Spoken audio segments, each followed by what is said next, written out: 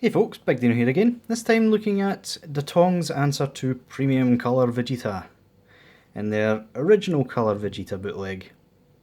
Yep, they've actually used the mould again. They really can't get enough of this mould. But in honesty, this is probably their best attempt yet.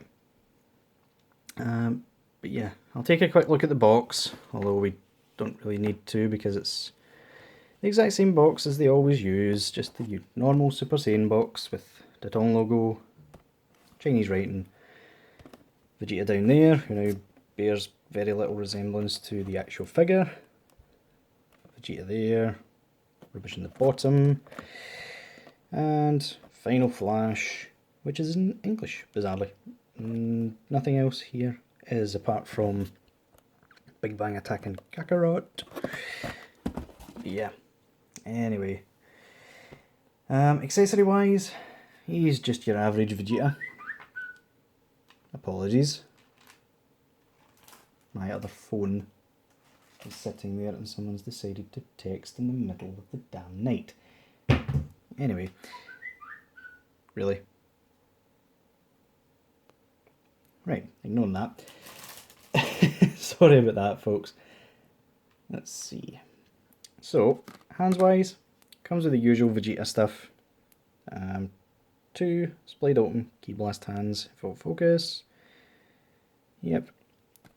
And 2 Big Bang Attack / Badass key blast hands, which Vegeta is well known for. Obviously, he does have the normal fist hands. What figure would be complete without it? And finally, his faces. Well, not finally, we'll get to the other bit in a minute. These faces, which literally the closest yet to a genuine Vegeta face. I mean, the colouring is spot on.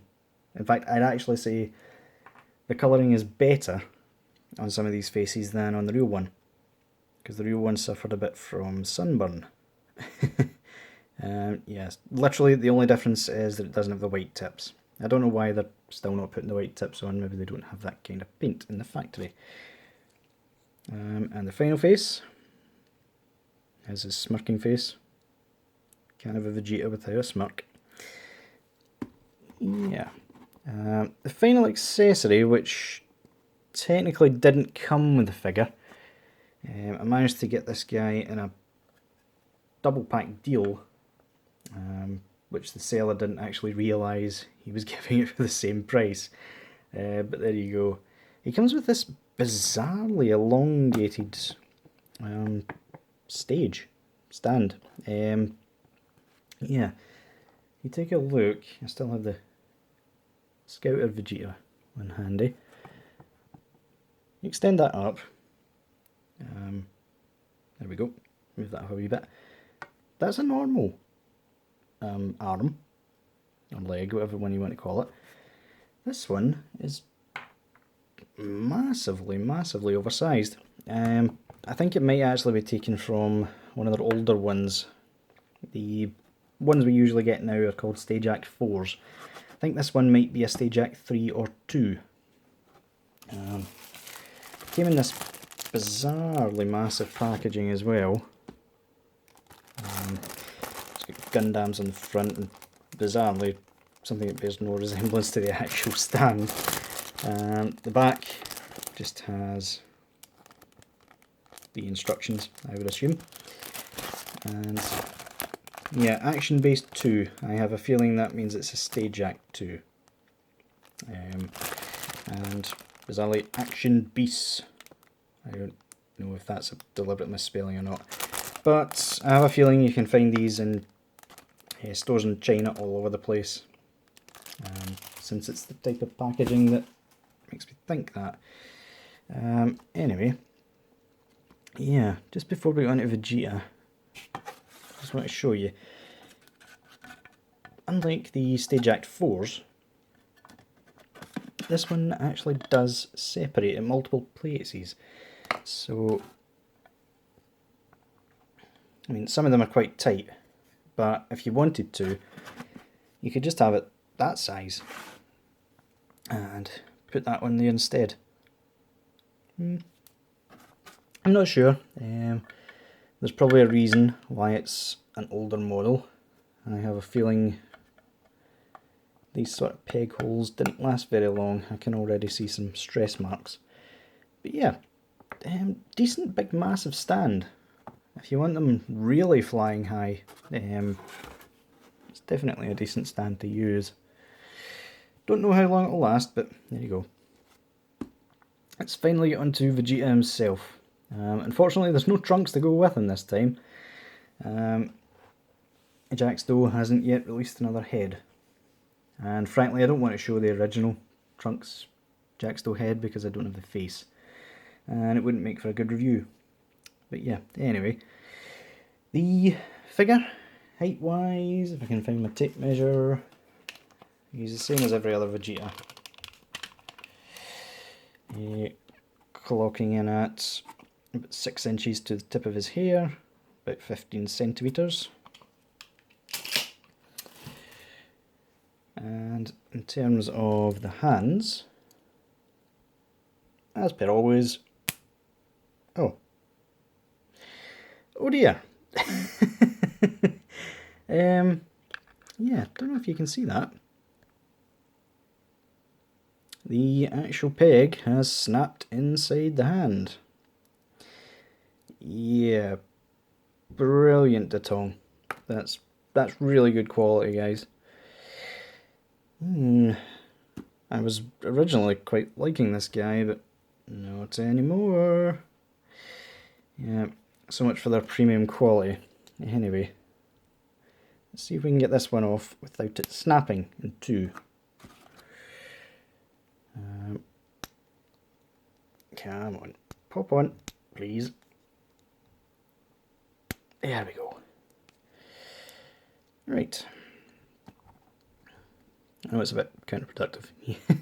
In fact, we'll swap out the faces as we do in every one of them. There we go. There he's got his angry face on. Somebody just chopped his hand off. Oh no. Yeah. Be careful with your Datongs, folks. You never know what's going to happen with them. Good job these guys are cheap. Anyway. The actual body itself is actually where I was going to give them props. That's obviously brought it down a peg or two. I'll just leave that in. There's no point in me editing it out or anything. That's tolerances of plastic, I suppose. But I don't know if you can see, apart from the boots, they've actually made it a matte sort of plastic. I don't know if that's what's contributing to the more brittle nature of the pegs or nothing, but just thinking out loud, the only other real difference, apart from the fact they've not really shaded anywhere because the premium colour doesn't shade much either. Bizarrely enough, they've not made that sort of metallic, which the premium colour will have. Not sure how I feel about that. But the boots are actually pretty decent. They've painted them, just like the premium colour one will have. That one as well. You'll notice, however, this one is sort of misaligned.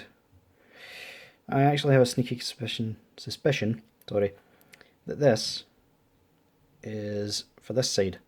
So I've got two of the same side sort of boot tips. Don't know if they're just cutting costs or whatever, but hey-o. But yeah, most of the figure is more matte than a normal Datong would have. And it actually makes it look really nice. It's just a shame about the obvious plastic defects. I don't know if it's a bad figure, but a bad figure overall. I mean, I'll have to glue that on later. But anyway, closer look at the figure. As per always, he has a somewhat loose neck. I don't know if you noticed. Look right there. They're reusing the black Scouter Vegeta heads now. They must just have the the one mould now, which is probably contributing to the slightly loose nature, because the peg holes, while they look the same, I think there's a little bit of difference in the tolerances. But yeah, can look up, can look down, side to side.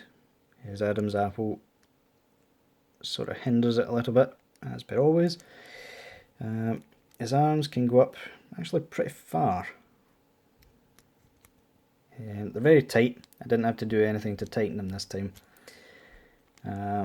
Biceps will, as always, double hinge at the elbow. Normal sort of ball hinged wrist. Nice tight waist joint. Legs, as per always, they can go up really far when you pull them down. Double hinged knees. And as always, ball peg, ball hinge, whatever you want to call it, for the feet.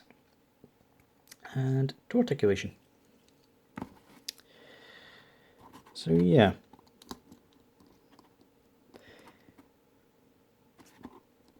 Here we go, stand up, there we go. Yes, so good and bad points. I think we already know the bad.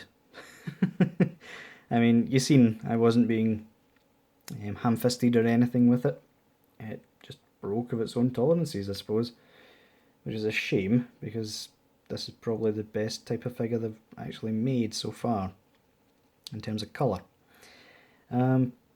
Comparison, I don't really need to compare them, do I? They look identical apart from the matte coat. Well, I don't know if it's a matte coat of paint or actually matte plastic that they've used. But anyway, final thoughts. Would I recommend this guy? If you're careful with him, yes. I mean, if that was an isolated incident, then of course, yes. This is clearly the best Super Saiyan Vegeta they have made so far. I just hope that sort of breakage isn't a common thing with them. Maybe it's the plastic, maybe it was just that specific figure. And they are bootlegs after all. Sometimes those things happen. But yeah. Anyway guys, I shall see you in the next one.